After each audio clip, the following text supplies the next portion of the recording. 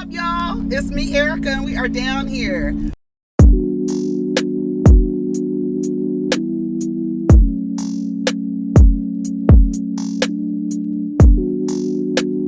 Peace, y'all. Take care of each other. Protect your energy. Have you guys been watching Sweet Life? Did you guys watch Sweet Life on HBO? That's Issa Rae's show. I was going to review it, but it's so childish, but it's fun to watch because you remember when you were like in your 20s and you know your friend group and stuff like that. But I love the fact that those kids are in their 20s and they're very successful. I loved it. I loved the way it was shot. I loved the soundtrack. The best thing about Sweet Life Los Angeles was the way it was shot. So shout out to the director of photography, the cinematographer, all of y'all. The way, I don't know what angles, because I even was looking at the credits like, who were the damn camera people? Because baby, when I tell you they had angles, it was really dope the way that they shot Sweet Life. The girls were, typical. The girl that stood out to me the most and what she was doing and how she was moving was, I think her name was Cheryl. They called her C Nasty that one night, and she was with Gerald. I think her name is Crystal or Cheryl. One of those two names, and they had been together 8 years, and he lived in his parents' house, and she wants him to move in with her. And I'm thinking to myself, I think I did post it on Twitter, and I said, like, it's weird, especially for black women, how we position ourselves to desire this traditional, and traditional means that the man is the center of the relationship. When you want these traditional, it looks traditional relationships, right? But you're literally asking a man to move from his parents' house, like asking him and trying to get him to move in with you. You're already starting your relationship off on the wrong foot if you desire tradition, because you are not supposed to be moving a man from his mama's house to his parents' house. He's come from 2-parent home, from his parents' house to your house. That's not how any of this shit goes, especially if you want to turn around and be like, he's the man, he needs to propose, he needs to do this, and assign all these duties to him. But you start off wrong. You want him, and like really encouraging him, and he really doesn't want to move. He really wants to stay at home.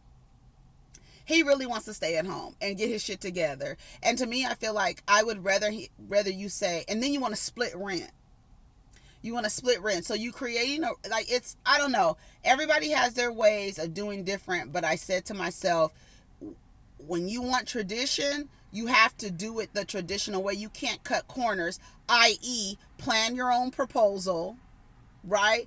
That's not how tradition works. So it's like you want the semblance of tradition because that gives it actually strokes the ego, right? The semblance of tradition. But literally, there's no such thing in this day and age as a traditional male-centered relationship, especially because the women work in the home and in the workforce. So there's no that idea, right? It's an act, and that's why I'd be like, it's cognitive dissonance, and a lot of people are just lying, especially when you look at head of households and stuff like that.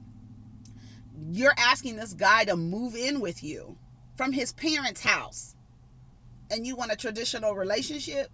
So you need to let him stay where he is. Tell him to move into his own apartment. See if he can survive on his own. Then if you want a traditional relationship, then you could say, okay, well, he's good at managing and living on his own. Okay, that's a good partner. But he going from one dependent situation to another dependent situation. Yeah, like even his father was like, so you want to go to somebody else's house and pay rent? Like, I don't get that. If that's what you want to do. To me, I mean, he gonna do whatever he wants to do, but I feel like he shouldn't do that. If you guys want tradition, you cannot put the man in position to be the woman in your idea of traditional template. Like, you can't do that. You can't ask him to move in with you if you want to have a traditional relationship. He's supposed to ask you to move in with him. Actually, he's supposed to have a house for you to move into from your parents' house. Like the girl from what is that Netflix show where they did Love is Blind, right? On Love is Blind, the black girl and the white guy, I can't remember their names, but she moved out of her house. He already had a house, and she moved into his house when he proposed to her. She moved in with him. He had a house for her. He was ready for marriage. I have a home for you to move into. I'm ready. I'm ready for marriage. I found the woman I want to marry. Here's your house. Give your house up. Come move in with me. That's tradition. Tradition is him doing the work and you being like, okay, great, I'll accept your proposal. But that doesn't fit in our society today. And then I was listening to one of the BWE channels, and I don't want to mention the channels anymore because when y'all go look at the channel, a lot of them have like underlying anti-gay, like homophobic, like energy. Like it's homophobic, it's anti-gay, it's anti-feminine. It's ironic that it's a space for black women, but it's really I don't want to elaborate. A lot of the threading is anti-gay, homophobic, and in that is anti-feminine and anti-woman.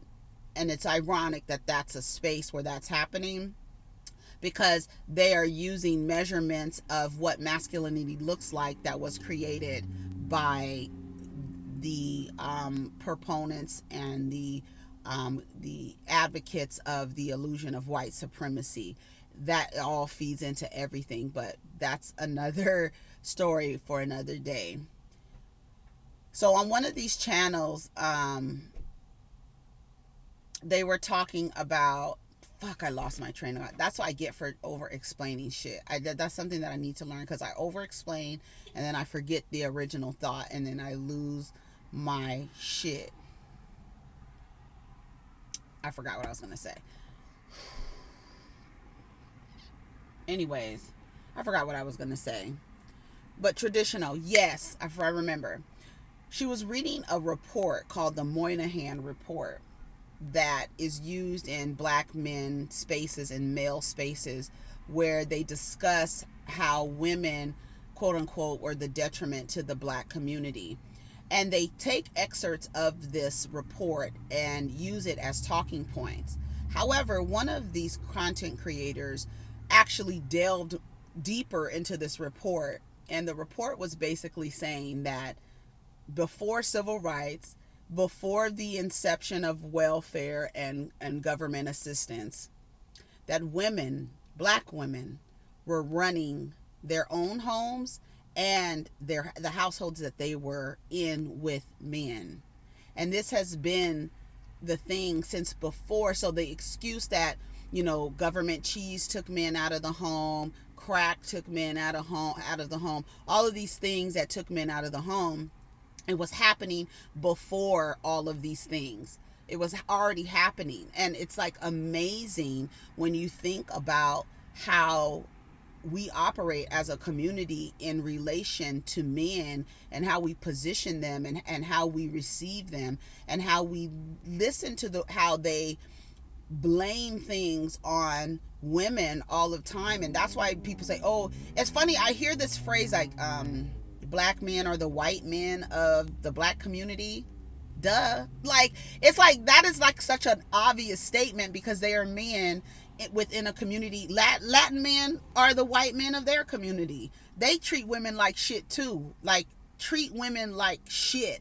The male identified woman in the Latin community is crazy. Like, they deal with some crazy shit over there, because the men, they're probably worse than black men. Like, them Latin men and that machismo thing, it's like, It's super toxic, super toxic, super toxic. You think the black male's relationship to patriarchy is toxic? Look at Latin men, baby. You be like, God damn, it's toxic, y'all. I know it's a few of y'all who are Latin and biracial with Latin roots.